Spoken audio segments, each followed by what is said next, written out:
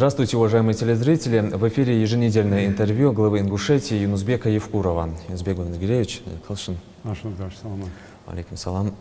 Начнем с самого главного. 7 июня президент России Владимир Путин провел прямую линию. Эфир длился более 4 часов.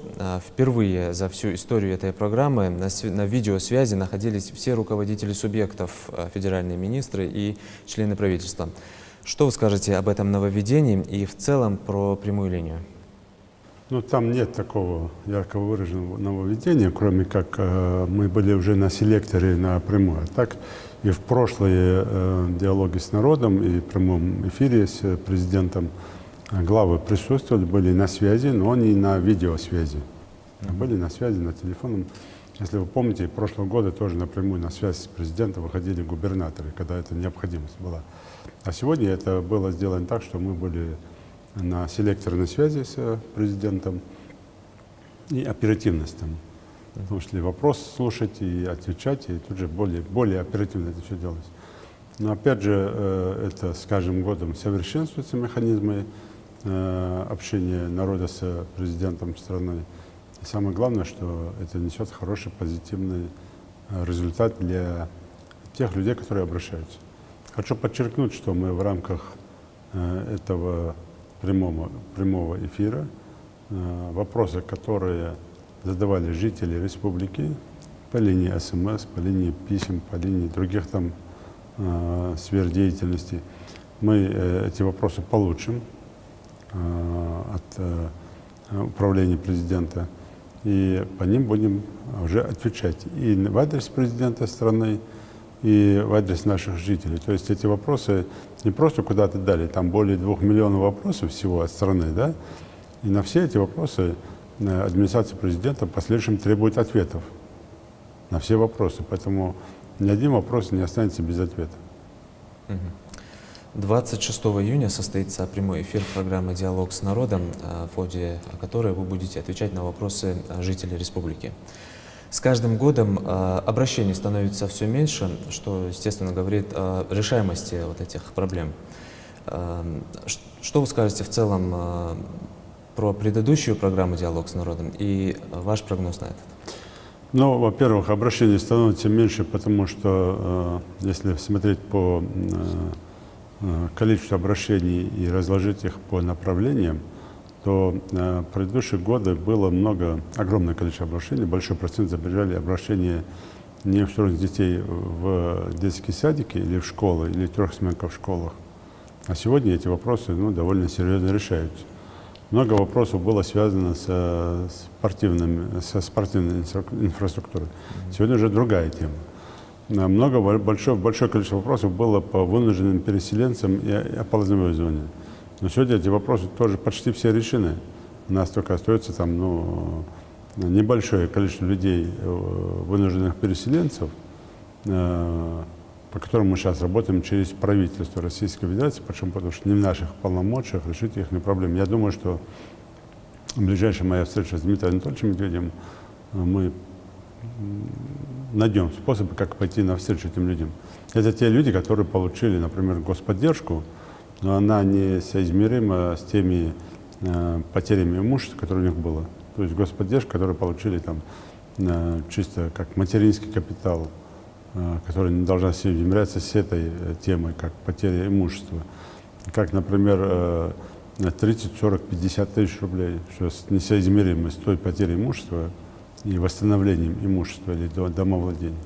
Поэтому здесь, я думаю, найдем понимание, и я попытаюсь убедить представителей правительства России, что надо пойти навстречу этим людям.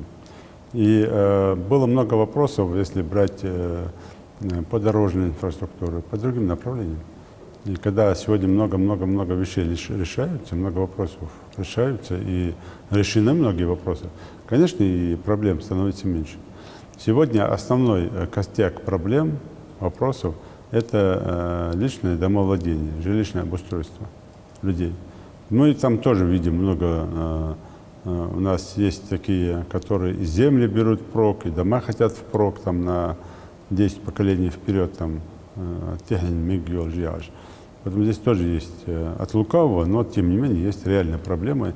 Я сегодня буквально там на ярмарке общался с женщиной, которая подошла, и несмотря на то, что мы дали поручение, к таким людям отнестись особо и помочь им стройматериалами или еще с чем-то. Попытки там главы села сказать, что я чем-то помог там от себя лично, ну, это неправильно. Поэтому таких людей много, которым надо помочь. Но здесь, опять же, эти вопросы так будут оставаться пока. Это газификация там, новостроек там, или вода, или вот те проблемы, которые еще остались. Поэтому с учетом того, что мы много-много вопросов решили, конечно, с каждым годом обращений, проблем у людей меньше. Тем более, только даже взять блок здравоохранения. Сколько было в прошлые разы обращений, просто и сегодня их почти уже нет, этих обращений. Потому что мы уже вышли на третий уровень устойчивого медицинского обслуживания населения. 4 июня мы отметили 26-летие образования Ингушетии. В честь праздника в летнем амфитеатре прошло такое яркое мероприятие — республиканский шатер Рамадана и вечер нашидов. Было много почетных гостей. Уверен, что для вас это мероприятие было очень важным. Насколько вы удовлетворены? Ну, во-первых, мы делаем богоугодное дело, и отмечая праздник Дня образования, день рождения нашей любимой республики, мы тут же и проводим такие благотворительные акции, как шатер Рамадана, куда были приглашены в том числе и жители, ну, где необходима определенная помощь, простые люди, как мы говорим, хотя я считаю, что и я простой человек, и все мы простые люди, несмотря на должности, на звания и так далее. Мы провели хорошую акцию, спасибо всем, кто вложился в это. И я уверен, что Всевышний за счет такие богоугодные дела. Это и питание, ифтар, мардастер, это и велосипеды для детишек, это и наборы продуктов домой, это и еще другие определенные вещи. Поэтому огромное спасибо. И мне было приятно, что большое количество людей пришло, даже ну, не те, кого приглашали. То есть пришло больше, чем было заявлено людей. Около 3000 человек. Да, и плюс было приятно, что приехали все муфтии Северного Кавказа, кроме 2 регионов, и муфтии из других регионов Российской Федерации. Это тоже там поддержка и нашего курса, поддержка понимания республики, поддержка нас в этом месяце, ну и участие в вот таких хороших домашних наших акциях, как шатер Рамадана. Поэтому я считаю, что прошло мероприятие хорошо. Да, есть ряд вопросов, в том числе у нас нашидой пели представители в своем большинстве Дагестана и Чеченской Республики, и, конечно, и Министерство культуры, и Управление по делам религии. Надо над этим работать и находить уже наших таких голосов, наших ребят, девчат, которые могли бы те же нашиды исполнять. Почему? Потому что людям это нравится, это надо делать. И это первое. И второе, по столам, я буквально сегодня смотрел, как в Турции, как в других местах вот такие республиканские государственные мероприятия организовываются. И я посмотрел тоже, и сейчас было прекрасно. Волонтеры, отдельно хочу им сказать спасибо тем, кто, вот, и парни, и девушки, вообще всем, кто пришел, помогал. Просто волк для Баркалдиария Салшан. Но, тем не менее, вот набор, чтобы, потому что там поток людей много, и очень сложно там на каждом пытаться налить там бульон, налить там, и в тарелку там обслужить. Это там, где вип-персоны сидят, это еще можно, а вот так везде остальным это, ну, сложно очень делать. Поэтому должен быть там, заказывать такой набор специальный, чтобы вот набор продуктов, все уже стоит на столе, люди зашли, поели, вышли, другой набор, потом люди зашли, вышли. И это оперативно и красиво, и лучше. Если люди хотят с собой забрать, им для них тоже это удобно. То есть пакетами совсем делаем. Спасибо. Некоторых гостей шатра Рамадана вы приняли у себя лично, в частности, делегацию Духовного управления мусульман Волгоградской области, также Абдулманапа и Хабиба Нурмагомедовых и Никаса Сафронова. О чем вы с ними говорили? Ну, я рад, я еще раз говорю, искренне благодарен Исмаилу Хаджи Бердыеву, председателю Координационного совета мусульман Северного Кавказа, и муфтием там, тех северокавказских республик, которые приехали. Но им надо было в этот же вечер уезжать, поэтому не удалось в кабинете отдельно пообщаться, хотя мы уже в летнем амфитеатре пообщались. А вот с муфтием Волгограда и с представителем того, что из Кабардино-Балкарии, который с ним приехал, они оба, кстати, потомки пророка Далсмута Пайгамбара, они реально потомки его. И интересно было пообщаться, поговорить, очень интересные собеседники, и договорились о некоторых проектах, в том числе и о необходимости интеграции священнослужителей в другие регионы, чтобы наши священнослужители были узнаваемы не только в республике, но и в других регионах. Чтобы и оттуда к нам приезжали на проповеди, от наших ездили бы в регионы России, не только Северокавказские, а вообще регионы России. Над чем мы будем работать, конечно. И по желанию наших имамов, там, священнослужителей, мы будем отправлять на проповеди тот же Волгоград, Саратов там, или другие города России. С отцом и сыном Нурмагомедом, конечно, это спорт, это развитие спорта, развитие такого зрелищного вида, как смешанное единоборство. И как и отец, и сын шли к этому результату. И то, что Хабиб встретился с нашими молодыми ребятами, с отцом вместе, рассказал, как он начинал, как шел и как упорно трудился, это тоже и стимул, и популяризация этого направления.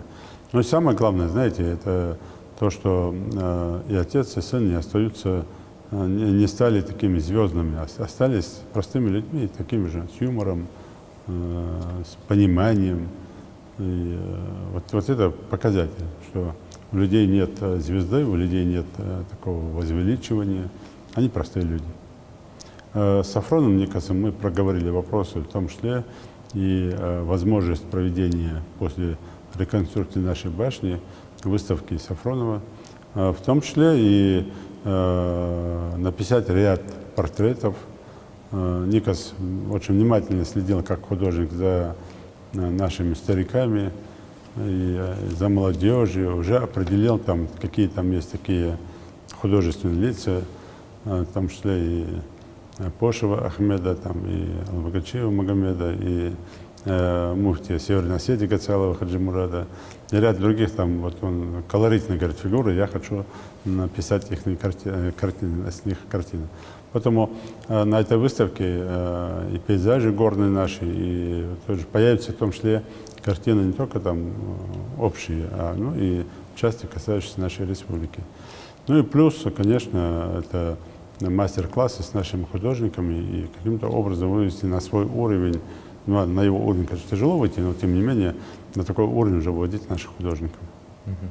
На этой неделе республику также посетил посол Швейцарии в России и бизнес-сообщество этой страны. Гостям показали республику, в том числе и промышленный потенциал. Можем ли мы ожидать совместных проектов со швейцарской стороной?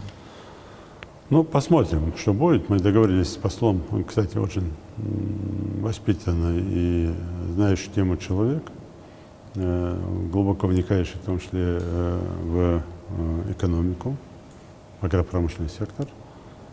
Сам человек из деревенский и, как он выразился, горец, с горных районов Швейцарии.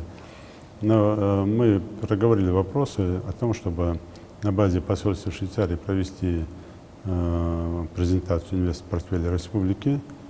Он пригласит предпринимателей со Швейцарии, мы проедем со своими туда, и там уже решим, где мы можем, на каком этапе. Но из тех проектов, которые они представляли, мне понравился один проект, это детский школьный проект, где людей учат усидчивости, то есть это конструкции, сборка этих конструкций различных направлений. Мне это понравилось, и можно было бы эту практику, они ее сделали как школьную программу в Швейцарии. У нас есть хорошая школьная программа шахматная, ну, можно было бы и это внедрить, потому что это такой проект, который заставляет детей думать, соображать. Поэтому это хороший проект был бы для наших детей. А там дальше посмотрим уже после встречи в посольстве Швейцарии, что у нас и к чему пойдем. На этой неделе в Москве вы провели первую рабочую встречу с главой Минкавказа Сергеем Чеботаревым. Какие вопросы вы обсудили? Ну, здесь мы можем больше сказать не так. Сергей Викторович Чеботарев министр по делам Северного Кавказа, провел первую встречу со мной. Так будет правильно, так политкорректнее будет. Но мы проговорили вопросы, во-первых, познакомились, во-вторых, проговорили вопросы, которые насущные, в том числе и ряд проблем. Получили принципиальную поддержку Сергея Викторовича в этом вопросе. Ну, должен сказать, что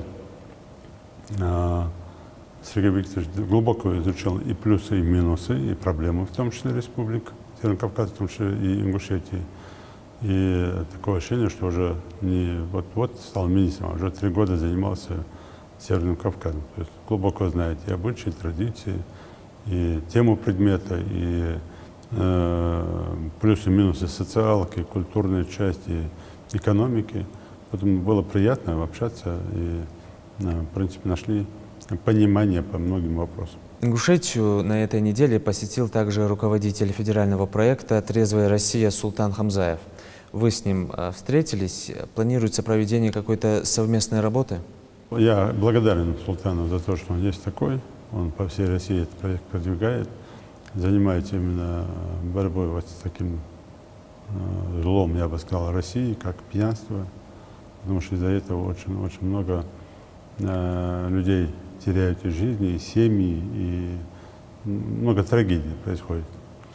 И вот «Трезвая Россия» — это хороший, очень мощный проект. Он поддерживается грантами президента Российской Федерации, администрации президента. И мне приятно, что мы в рейтинге по трезвости находимся на 2-м месте. И как мы не говорили, что у нас все плачевно в этом деле, нет, у нас наоборот хорошо. Но при этом, зная друг друга всех, и все друг другу знакомы, нам кажется, что у нас тоже какие-то провалы в этом деле нет. В том числе и по проектам антинаркотического направления. Мы проговорили с Султаном о том, чтобы возможность изменения ряда законопроектов парламента республики. Мы обсудим эти вопросы с представителем парламента.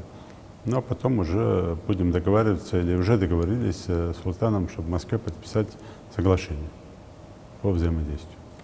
4 июня начинается чемпионат мира по футболу, который впервые пройдет в России. К сожалению, в состав сборной не попал наш земляк Магомед Оздоев. В связи с чемпионатом усилены меры безопасности в городах проведения матчей. Мы помним историю с допингом перед Олимпиадой. Как все знают, заказчики этого Запад, США, Великобритания и другие. Сегодня их цель — сорвать чемпионат мира по футболу. Как бы вы прокомментировали эту ситуацию? То, что Великобритания и в целом Соединенные Штаты Америки дело Скрипалей, это все было привязано к чемпионату мира по футболу. Это те же сценарии, которые были перед Олимпиадой в Сочи, когда раскрутили Майдан и получили то, что сегодня получили. Реальную войну, реальное гражданское противостояние внутри Украины, ну и вот это противостояние уже с нашей страной. Я думаю, что и те, кто стояли над этим, и спецслужбы США, и другие в том числе, они именно понимали, что к этому должно идти. Они специально это все сделали, чтобы держать вот на санкционном поводке или пытаться держать нашу страну, что им не удается совершенно. Но сегодня мы наблюдаем их попытки по попытке срыва самого организации проведения чемпионата. К сожалению, в этих попытках они сами, они только управляют процессом, а участвует так называемая наша молодежь,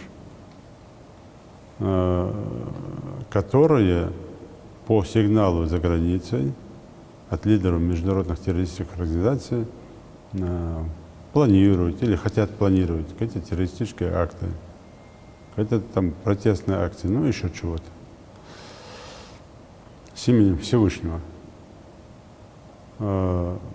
Странно, конечно, что эти ребята не понимают, а чью волю, чьи приказы не выполняют.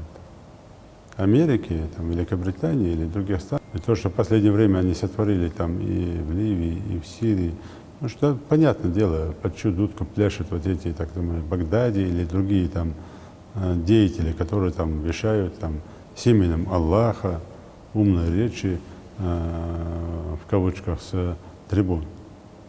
И первую очередь сегодня вот эти акции устрашения на чемпионате мира в России выгодны кому? Опять же, Америке, Великобритании и другим странам, которые вместе с ним в коалиции. Поэтому каждый, кто сегодня из наших молодых ребят пытается пойти на поводу, получить сигнал за границей, как будто у них там чип в голове стоит, там нажали кнопку, он забыл про свою мать, про своего отца и бежит волю выполнять там чужого там человека. Ну, надо понимать, чей приказ вы выполняете. Вы выполняете приказ не Багдади, не какого-то там шейха, а вы выполняете приказ конкретной государства, которое постоянно было врагом ислама, религии. Поэтому вот и думайте, какой у вас там шахаду, или где вы там окажетесь, и какие у них мечты, там грезы, там якобы в раю там они сразу окажутся. Ну, глупости полные, поэтому я хочу еще раз по этому поводу заявить и призвать ребят, независимо, кто бы за этим не стоял, ну, не идите на эти вещи, потому что если бы все было, я не раз уже об этом говорил, если бы все было так, как вам рассказывают, тот же Багдади давно уже сам взорвался, и свою семью с собой еще забрал туда. Не верьте этим сказкам, эти глупости. А второе, я позавчера на АТК об этом сказал, во всех городах, где проводятся чемпионаты, во всех областях, где чемпионаты проводятся, будут усилены меры службы безопасности. Поэтому просил бы наших жителей, еще раз обращаюсь, это не вмешательство в демократию, там, каждый пытается по-своему это трактовать, мои заявления, а я говорю как глава республики. Нравится, слушайте, не нравится, езжайте, ничего другого плохого не желаю, но как глава республики не могу не побеспокоиться о наших ребятах, тех, кто выезжает. Еще раз повторяю, если планируете выехать по неотложным делам, это одно, сообщайте в Совет Безопасности, координаты оставляйте, каким-то образом там заручитесь определенной поддержкой. А те, которые там вынуждены выезжать, то же самое, информируйте. Те болельщики, которые выезжают, постарайтесь вести себя более чем корректно, культурно, ну и с флагами и Ингушетии, и России, показать, что вы полноправный регион нашей великой страны и представитель нашего в масштабах российского народа и масштабах Ингушии, нашего великого ингушского народа. То есть как-то постарайтесь вспомнить издел наших предков и соответствовать этому направлению. Те же, кто планирует там выехать на гастроли, как говорят, там, по своим преступным замыслам, ну, остерегайтесь. Почему? Потому что те меры безопасности, которые там уже усиливаются, в том числе и у нас, и там, навряд ли вам позволят осуществить свои зловещие замыслы, но при этом, если будете задержаны, получите полностью по заслугам. И не сможете отчитаться перед своими хозяевами, Америкой, там, Великобританией или другими спецслужбами, которые вам через посредников, Аль-Багдади, или как его зовут, или других международных террористов, подавали вам эти сигналы сюда. Вот и все. Тағаны сәкелету свой неполный маркаб. Вот не дал, не зло маркаба. Умар хибетта, галай метелядда, умар хибетта.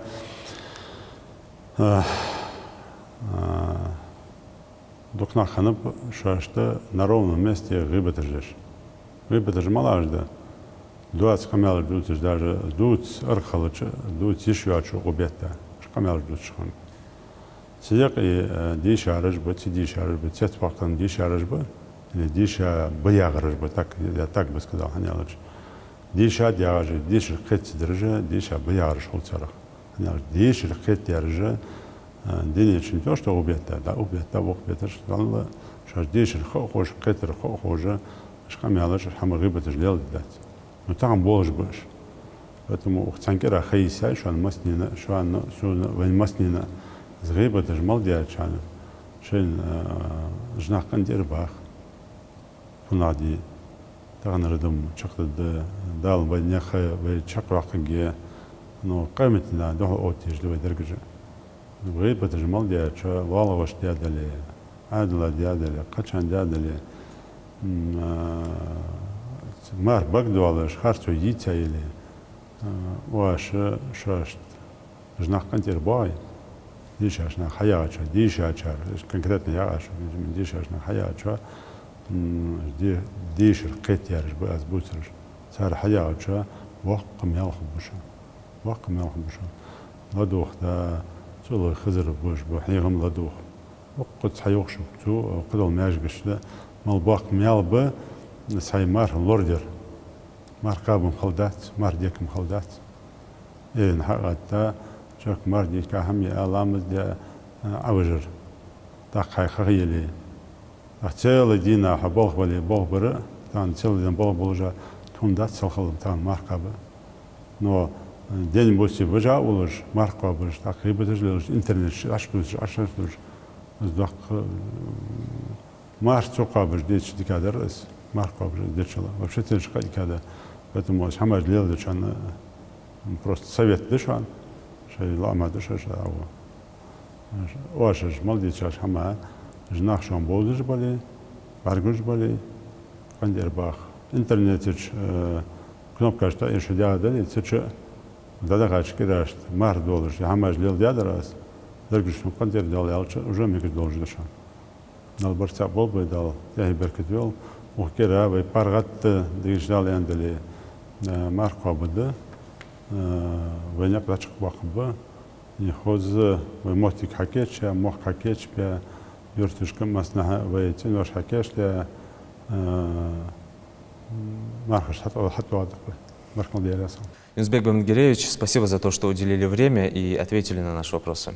Уважаемые телезрители, вы смотрели еженедельное интервью главы Ингушетии Юнусбека Баймангереевича Евкурова. Всего доброго.